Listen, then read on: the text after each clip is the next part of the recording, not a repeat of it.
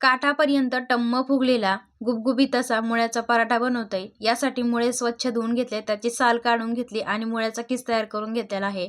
यामध्ये 2 चमचे बारीक मीठ टाकायचं आणि याला छान असे चोळून घ्यायचंय. त्यानंतर एका ताटामध्ये घेतलेलं आहे इथं गव्हाचं पीठ, त्यामध्ये चवीनुसार मीठ टाकायचं, पाणी टाकून याचं कणिक तयार करून घ्यायचंय. त्यानंतर एका मिक्सरच्या भांड्यामध्ये हिरवी मिरची, अद्रक, लसूण, जिरे हे मिक्सरला बारीक करून घ्यायचे आणि त्यानंतर मुळ्याच्या किसला जे आपण मीठ लावून ठेवलं होतं, त्यानंतर स्वच्छ सुती कपडा घ्यायचा, त्यामध्ये मुळ्याचा किस घ्यायचा आणि त्यातलं संपूर्ण पाणी काढून टाकायचे. त्यानंतर गॅसवरती एका तव्यावरती टाकायचं आहे तेल.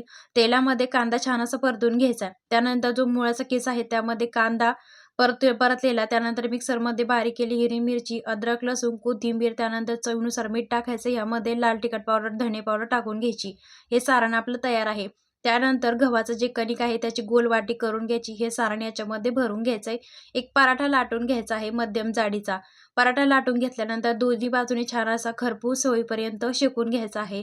तर असा हा मुळ्याचा पराठा तुम्ही तुमच्या घरातील व्यक्तींसाठी नक्कीच बनवू शकता किंवा घरामध्ये कुणीही मुळा खात नसेल तर असा हा मुळ्याचा पराठा तुम्ही एकदा नक्कीच बनवून बघा.